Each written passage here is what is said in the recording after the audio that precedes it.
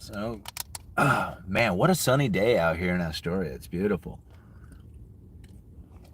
I'm sitting here looking at this guy's yard over here, and he has a couple of geese out there, and the dogs are like checking the geese out, and the geese are checking the dogs out. Let's see, let me show you.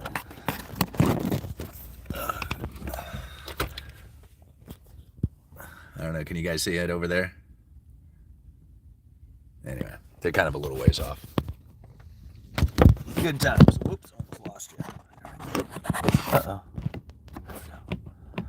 All right, in today's video, I'm going to talk about the stigma of using the discount window. So for those of you who are not familiar with the discount window, this is a facility that the Federal Reserve has for the big banks out there to access funding in case of like liquidity issues. Now, typically the discount window is something that the big banks or any bank or any facility would not want to use, because it has a stigma attached to it, saying basically if you are using this particular facility, you're in trouble. Like, you're not doing well, you're not able to access like borrowing from other banks or other entities out there, and you're going to the discount window because that's like the last place that you can go to. So to understand the discount window and the stigma that's behind it, you really have to understand like how it is that the Federal Reserve has established interest rates, right? So like the effective fund rate is the overnight lending rate between the big banks. Now, this effective fund rate, it's kind of moved from being the overnight lending rate to the repo facility in the interest on excess reserves, which is two accounts that are over at the Federal Reserve again. And this all gets really confusing after you try to wrap your head around it. But to explain it simply, the way that the Federal Reserve used to operate was in a limited reserve system. And this limited reserve system meant that at the end of the day, some of the banks, some of the big banks like the JP Morgan, Goldman Sachs, Citibank, these type of entities, some of them would be in need of reserves and some of them would have excess reserves. The ones who had excess reserves would lend them to the ones who were in need of reserves, and this overnight lending rate was the effective fund rate.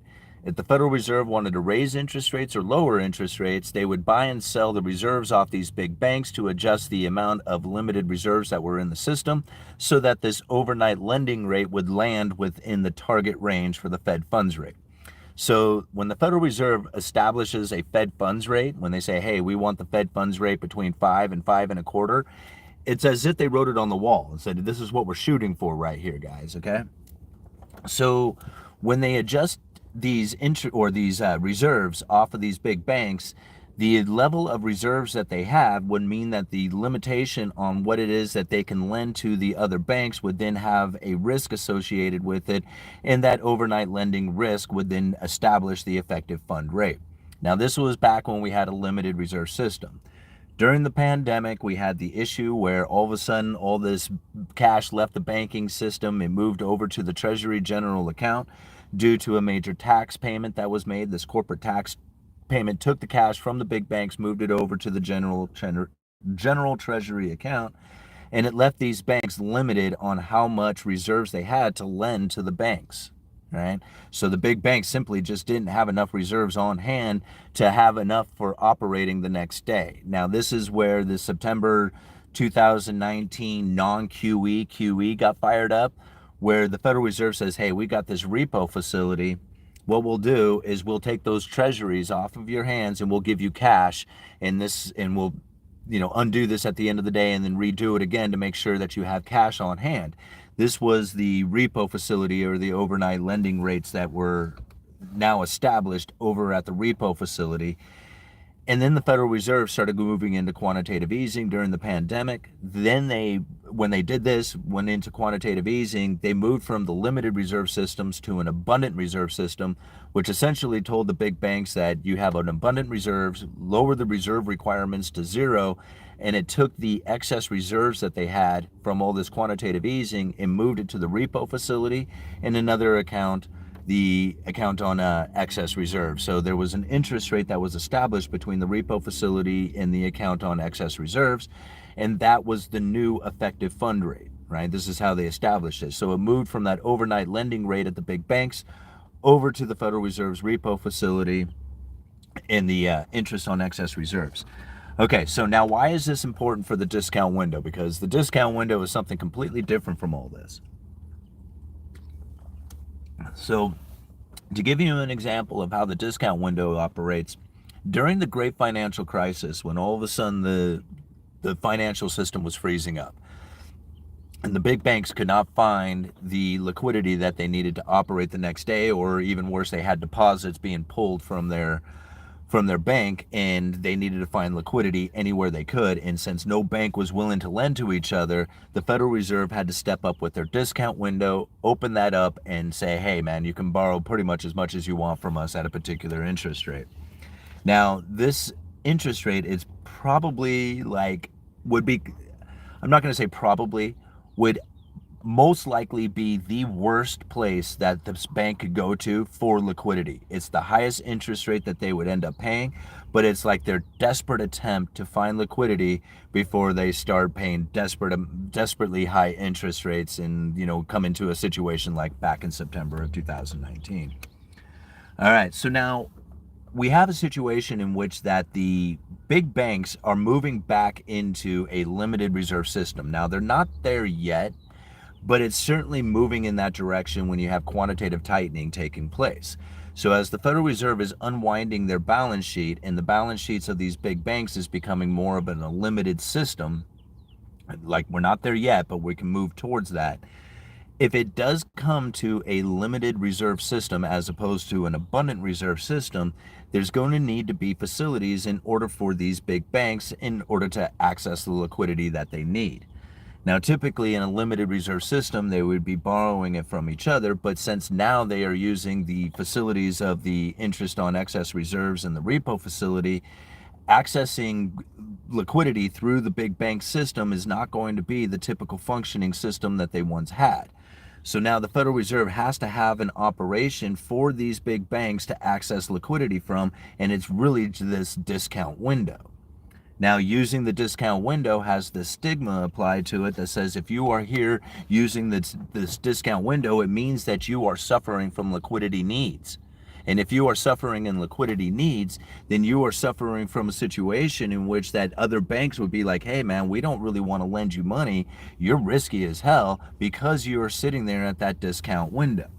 So now what they want to do is say, okay, we're going to have to create a situation in which that we remove the stigma from the discount window so that these big banks would have easy access to liquidity. However, by removing this stigma, you are actually removing the capabilities of the Federal Reserve. Now, this is something that is very kind of odd to think about, but the Federal Reserve would actually want the stigma to be there. Right? Because if they have, what's up, brother? The guy watching me do my videos, man. So, anyway, so the Federal Reserve would actually want that stigma to be there. Now, I know that seems kind of odd, but ultimately by having the stigma there, they can have the credible threat that says, okay, so these big banks, if they are not using the discount window, then that means they have plenty of liquidity. See, it's not like the access to the discount window is the problem. Big banks going to get liquidity. Hey, that's not the issue. And even using the discount window isn't the issue. But in order to establish and keep that credible threat going, then really what the Federal Reserve would want is to have the discount window there and the banks not using it. You see where I'm getting at? By the banks not using it, it puts the impression out there that there is plenty of liquidity for these banks and that they're not in trouble. But if you remove that stigma, then you wouldn't have that available to you. And that the banks using it would not be a big deal. But literally the banks not using it is a good sign. And by having that stigma attached to the discount window, the Federal Reserve can then use that as part of their monetary capabilities, their monetary policy, by saying, yes, there is plenty of liquidity in the system, and you can tell because the banks are not using the discount window. But if you force them to use the discount window in order to remove the stigma, you would also be removing that credible threat that would come along with it. And I think this is probably one of the major concerns coming from the Federal Reserve in the use of the discount window, and the fact that they have this stigma attached to it. Like, they have capabilities of bringing liquidity to the banking system through special purpose vehicles. It's the 13-3, rule or whatever it is that they have, the Federal Reserve, that during unusual and exigent circumstances, with permission of the Treasury, that the Federal Reserve can then establish these special purpose vehicles or entities that are separated from the Fed and the Treasury in order to provide liquidity to these banking systems. The Bank Term Funding Program was one of these facilities. And so it's not like the Federal Reserve doesn't have the tools to deal with an emergency situation. We don't know exactly what those tools are because they're only available to them in unusual and exigent circumstances. But that is really where the Federal Reserve would like to keep the emergency lending, is within those particular facilities, and not necessarily bringing all the liquidity to the banking system they want through the discount window, by having the stigma attached to the discount window and the bank simply not using it, is really what's giving the sign out there to the market that the banking system is okay.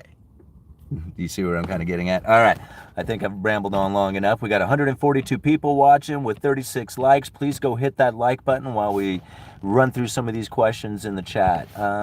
It's about 20 minutes into the, let's see, what time is it? 20 minutes after 11. Okay, so I probably have another 20 minutes or so that I'll be out here.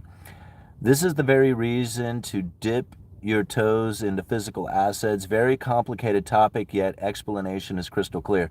Well, thank you, man. Yeah, and that's true. Like, if you get into like physical assets like gold and silver, what you are doing is you're removing that from the third party claim. And that's really the best place that you can be when you have like such uncertainty taking place within the banking system. Like, if you are 100% locked up within,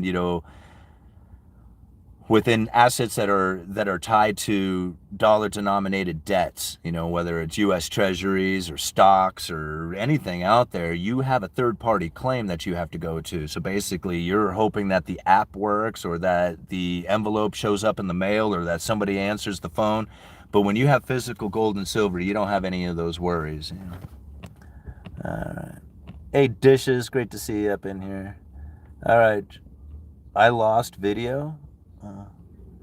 All right. Stay curious. Gold up again today, but my gold stocks are still very cheap. Yeah, I'm noticing the same thing. UE, love the information. Love the informative videos. Keep them coming, man. Yeah, will do, John. Thank you so much. Hey, we got all-nighter up in here calling 9 on the dice. All right. The national debt is part of the world's liquidity. Yeah. Welcome, everyone. Thanks for the ear candy, Simon. Yeah, you bet, all-nighter. Jesus, self-education. What exactly is the national debt? All right. Burn a Sig says, dang, bro, look at your channel. I remember when you first started. Congrats. Well, Burn a Sig, thank you so much, man. I appreciate you. Yeah, and it's been a long road, man, from, doing videos out, just sitting out here on the benches, not really having a whole lot of views. I'd be lucky if I even had a dozen views on a video, but I was putting out those, those early content, and you guys started following and caught on. I just, like, I don't even know how to explain it. Like, I didn't even know this would happen. Like, I wasn't anticipating it, wasn't thinking about it happening. It was just like, wow. And what a difference, man. All right, moving on here. A comparable rate to what they have now. We don't know the true demand for current homeowners to sell. Do you think home prices are artificially inflated due to the Federal Reserve not reducing interest rates? Do you think they're artificially inflated due to the Federal Reserve not reducing rates? Lowering the rates would allow individuals who want to sell their home and buy a new home at a comparable rate to what they have now. We don't know the true demand of the current homeowners to sell. I think this is what it comes down to. And this is my honest opinion on this, right? What it comes down to is you have a pool of buyers, right? Now, whether or not that pool of buyers is big or small may depend on the interest rates, right? So if interest rates are low, the pool of buyers gets bigger, right? Because people can now afford the payments that they make. So the pool of buyers may grow and shrink depending on the interest rates and their capabilities.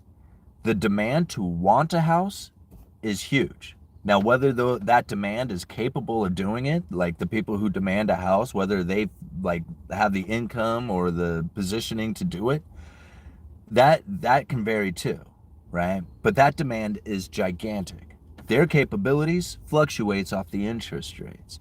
So the demand for a house is far beyond what is available to purchase. So now you have a certain amount of available homes out there to purchase, the inventory, and then you have a demand that rises and falls off the interest rates, plus the demand from people who just simply want a house, whether they can afford it or not, no matter where the interest rates are, right? So now, until the inventory can actually meet the capabilities of the demand, the inventory levels are probably not going to be significant enough to bring the prices down to meet the capabilities of these buyers.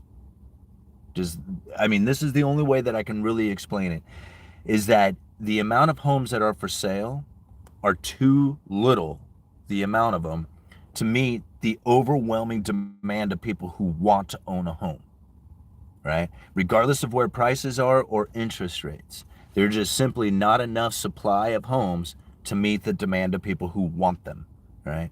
Now, capabilities, interest rates, all this stuff can now vary, inside of prices and availability and all that other stuff. But until they start actually constructing a shitload of new homes, and I mean a ton of them, then most likely the inventory level is not going to rise significantly to bring the inventory or to bring the prices down to meet the demand of people not only who are capable of buying, but the demand of people who would just simply want one, right?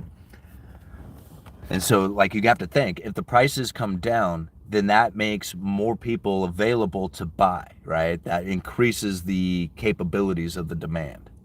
I don't know how else to explain it. All right. Nashville Pasta Man sends $1.99. Thank you so much. BNP home loans rates don't matter. What is a BNPL? Am I missing that? What does that mean? Simon. Okay, here's Benny. All right. All right. Benny's cool. All right. Benny, thoughts on the threat of war potentially driving real shifts in the financial markets? Or is it all just a magic trick used as cover to make changes because we will be changes? Because will be changes. Here's the thing that I think about, like war or anything else out there, even like political decisions or anything like that. If the economy was not in the position that it was in, then politicians would not be behaving the way they do. And they just simply wouldn't have the capabilities of doing it. Like if the American people from back in the day if they were not have that industrious mindset that they did, to be the producers and savers that they were. If they did not do that back in the day, throughout the Industrial Revolution, if that didn't happen, the politicians today would not be able to conduct themselves the way they are. Like, they didn't create this situation, they took advantage of it, right? And that's really where I think a lot of people should really kind of look at politics after economics, right? Because it's not the political environment that drives the economy. The political environment is reacting to the economy, right? Including wars or tariffs or anything that they do. It's all in a reaction to what the economic events are allowing them to do. Because if the economy wasn't in the condition it is, they simply would not have the ability to do what they do. And I know that's kind of hard to wrap your head around. It's almost talking like counterintuitive, but it's really not when you think about, like, if you had people who were not industrious, who did not produce and save, then they would not have the money to then have people come in and say, we need to govern this. right? There would be no power to govern, right? But because you have an industrious people who were really good at what they were doing, producing and saving and creating a really strong economy, you had people who were then able to step in and say, hey, look at all this that you're doing. You need somebody to govern this stuff, right? And that's where government came in and says, well, if we take a little bit of power away from all you people, right, then we can redistribute this in a more productive way. More productive, right? And so ultimately, if the people were not as industrious as they were, then the governments would not be able to come in and then inflict their power upon them.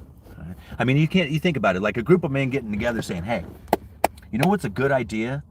Let's see if we could take advantage of industrious people.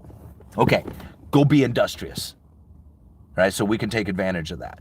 Like, does that sound right? Like, it doesn't work like that. The industriousness of the people, the work and production that they do, elevates up, and then men come in and try to take advantage of that. Right? So it comes after. Did I get another one? Yes, we did. Z Corp Alpha. Thank you so much for the $9.99. First house in our area selling for $1.5 million. Recently renovated. I live in a nice area. People fighting for it. Yeah, it's amazing. Like I hear about all these downturns in the house prices and stuff like that, and I just kind of stick to my area, just looking around to see what's going on in my particular area. And although I live in which is now becoming a very affluent area, it wasn't always this way. And it just seems that house prices sell for a lot of money around here, and they go fairly quickly. And there's not like a ton of inventory here either. So it just leads me to believe that this housing market is going to remain tight, especially when you don't have a bunch of people. All right.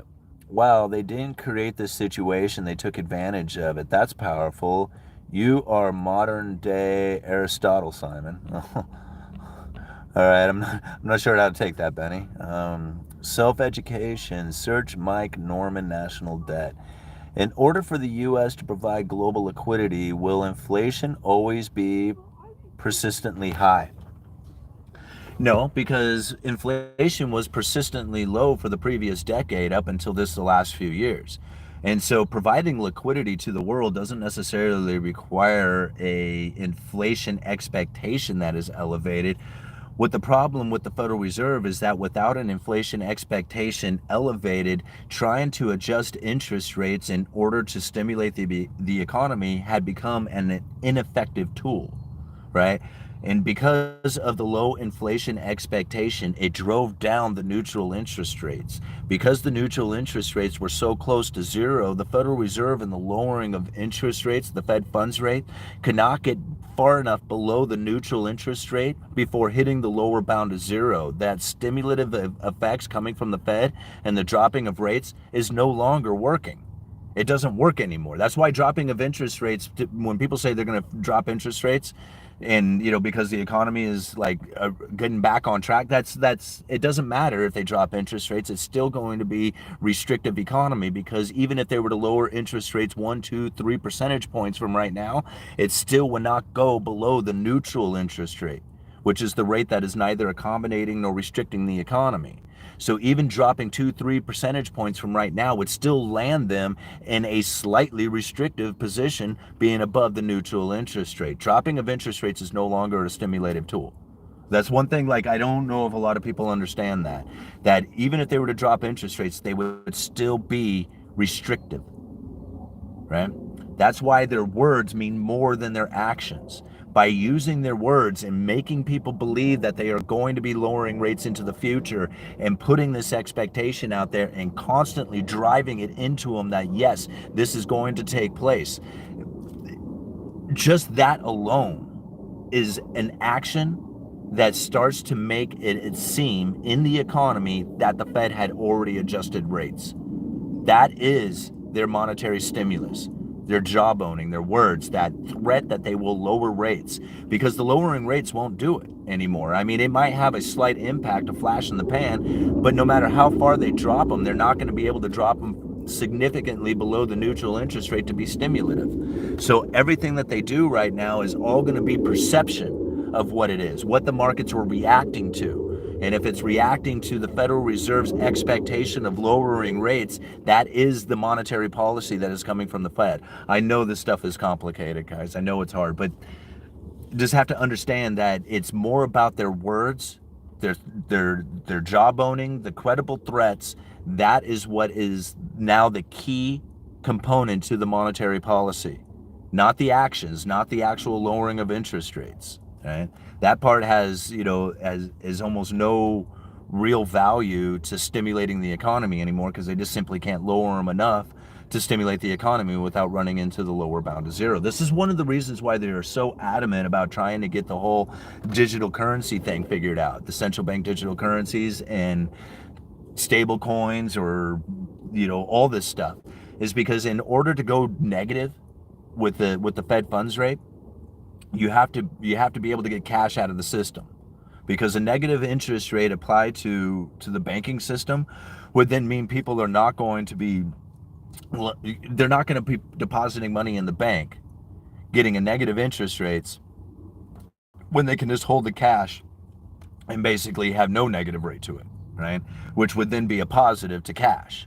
So if there was cash in the system, then the negative interest rate would simply just not work within the banking system. So they would have to remove all the cash out of the banking system, have some other form of currency like a digital currency, and if they had digital currencies, then they can go negative with the Fed funds rate, and that would be stimulative to the economy in a way, right? I mean,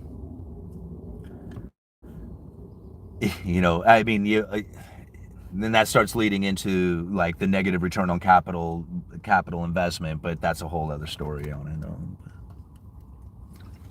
Because I don't know, does all that make sense? All right, 202 people watching with 75 likes. If you're enjoying this video, go hit that like button. We are going to be out here for probably another 10 minutes or so. All right, they play a media game. They are covert, not overt. Yeah, and this is the thing. Like, if you go and you read throughout most of these Federal Reserve documents, they talk about a clear communication, right? And so when people hear a clear communication, they really think that what they are hearing from the Federal Reserve is the actual intent of the Federal Reserve, and that's not exactly correct. Like all those Fed interviews that you see on the mainstream media, that's all the forward guidance, credible threat, the illusionary monetary policy that they want the people to believe, right? In order to maintain an elevated inflation expectation. This is what the Fed uses, is the mainstream media in those interviews and those talking points and all the stuff. Like every time I leave a link down in the description to one of those news, that's the credible threat. That's what I'm trying to expose out there. When I go and I read from some of the speeches coming from the Federal Reserve, you're going to find that the information that they are talking about within those speeches are very, very different. And they're also pretty direct on what it is that they are thinking and expecting from the economy and from interest rates going into the future. They are very, very closely tied to unemployment, right? They want to see unemployment rise before they adjust interest rates. And they are wanting to meet their 2% inflation goal, which is a long-run inflation expectation of a 2% average, right? It doesn't mean a 2% target. They abandoned that target a while ago. By understanding those two components of it, it makes it a lot easier to understand what it is that the Federal Reserve is going to be doing with their monetary policy. What is very difficult to understand is how all these advisors and so-called economic experts and all these other people out there trying to give their predictions of what it is that the Federal Reserve is going to do, when almost 99% of them are looking at a 2% target as the Federal Reserve's monetary policy, and it's not there. That doesn't exist anymore. And so most of the people are misunderstanding what it is that the Federal Reserve is attempting to do with their monetary policy, and the Federal Reserve totally gaslights the situation by coming out on the mainstream media and giving some of these talking points that reiterates that whole idea. Even though if you go and you listen to them and you listen to the words carefully, the ones that they choose, right? You can definitely hear it within their own statements and their ideas that they are not going for a 2% target, but going for a 2% average inflation rate over time, which is going to give them the price stability that they are looking for their dual mandate. And unless unemployment rises significantly, then there is no point in adjusting interest rates because they are achieving their goals. This is like, I mean, to me, it's crystal clear when I read through the Federal Reserve, speeches and statements. What's very obscure is listening to the mainstream media. That part is very confusing, and it's hard to try to get an idea of where it is that the Federal Reserve is trying to go with their monetary policy, because the mainstream media doesn't have it right. What they are doing is they are gaslighting. They are trying to keep control of that narrative, to try and make sure that the people have this feeling that the Federal Reserve is going to be lowering interest rates into the future. And if it is guaranteed within their thoughts, then their subconscious actions and beliefs will then have them moving in a direction as if the Federal Reserve had already done it, right? I understand, I don't know how else to quite explain it like this, but this is really how the Federal Reserve is operating now.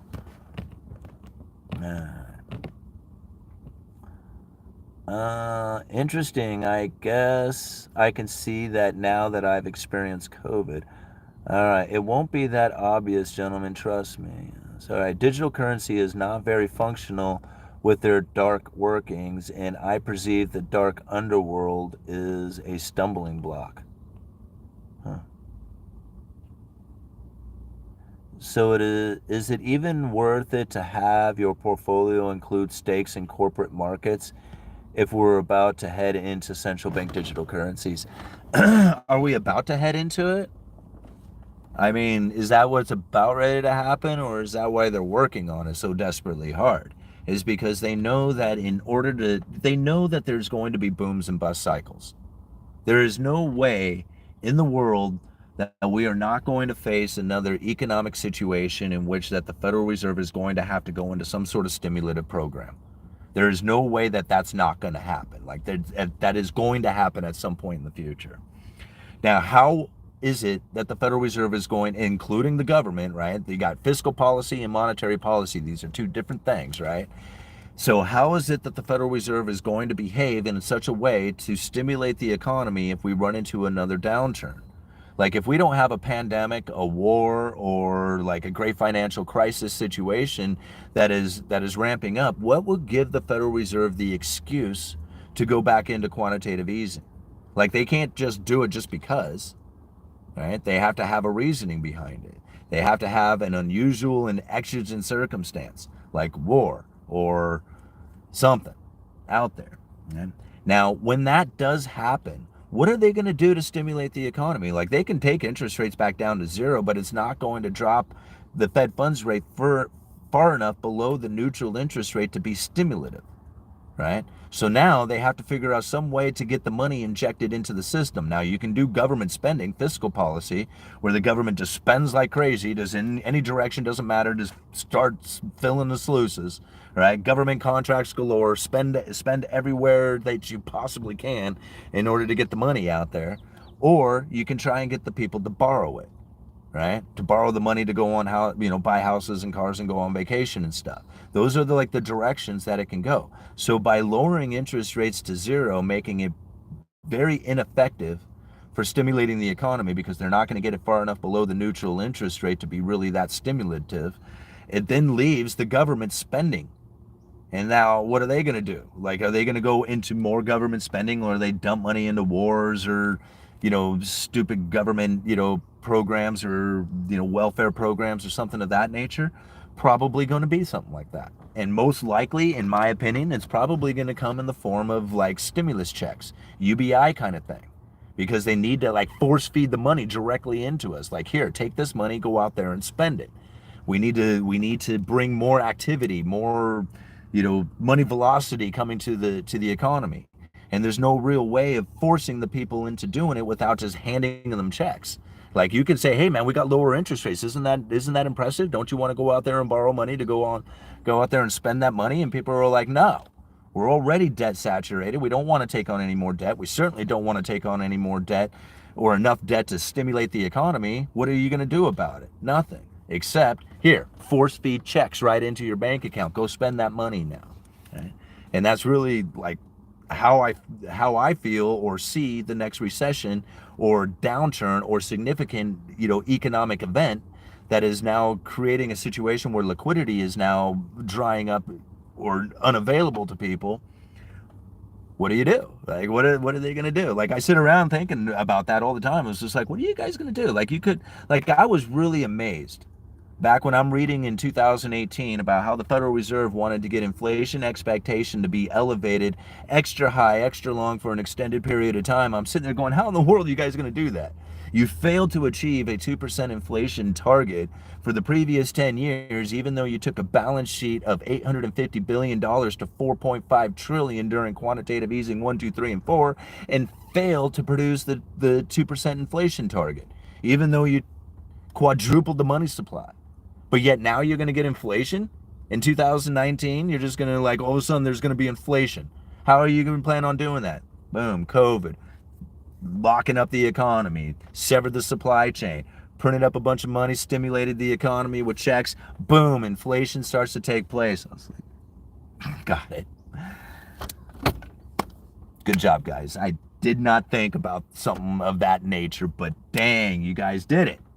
Surprisingly, right? Like, I didn't think it was going to happen like that, but sure enough, they got what they needed, right? They got what they wanted. So, what is that floating out there? Is that a seal? Oh, it's a sea lion. All right, a sea lion out there. And so this is like really where I think, okay, so now next time this comes around, what are you going to do? Like, how are you going to stimulate the economy? Like, I understand that you had the excuse of the pandemic and locking up the economy to like cover up the actual recession that was happening, because if you do a self-inflicted wound and you shoot yourself or stab yourself in the stomach, you're not going to realize that you have the flu when you have all these other problems going on.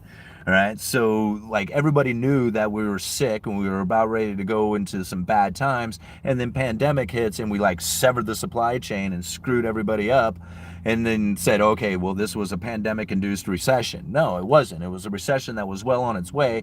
It was just enhanced by the pandemic and then taken advantage of, because now we have an unusual and exigent circumstance in order to bring the lending facilities and the stimulative programs and all the other stuff to the economy in order to cover up what was really about ready to take place, and that was a severe recession with no way of actually trying to get out of it, right? Because without the pandemic, what was the Federal Reserve going to say? What was the government going to say? It was just like, oh wow, we really screwed up. There's liquidity's drying up. Nobody's going to be able to operate, but here we go. We're just going to go and just print up a bunch of money for no particular reason other than bailing everybody out. The people would have flipped. They would have flipped out. They would have been like, hell no, man, we ain't accepting of any of this. But if you have a pandemic and you have no other choice, well, then the people are very accepting of it. In fact, they demand government to do something about it. And that's what happened. I think we got a dead sea lion out there floating around. It's kind of gross. Ugh. What time is it? Alrighty, guys. I think I'm going to have to call it quits here. I really enjoyed everybody hanging out today. I kind of went off a little bit. We've got 245 people with 113 likes. Thank you so much for hitting that like button. Nations would only allow for their state gold coin to be used, even though it was all gold. How is that hard to understand?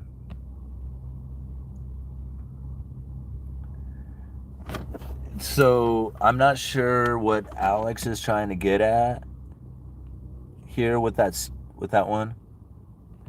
Is that ultimately a nation that moves towards a gold standard or has a gold coin would then be forced to not have any foreign imports, right? Because ultimately, if you have a foreign import, you are importing stuff and you are exporting gold. Right? And this is the problem that the United States would face, is that we are an importing nation. We're not an exporting nation anymore. We do export a lot of stuff, but we import a hell of a lot more than we export. And if we import stuff, we would export money. And if we were on a gold standard, we would export all our gold and we would fall into poverty and misery.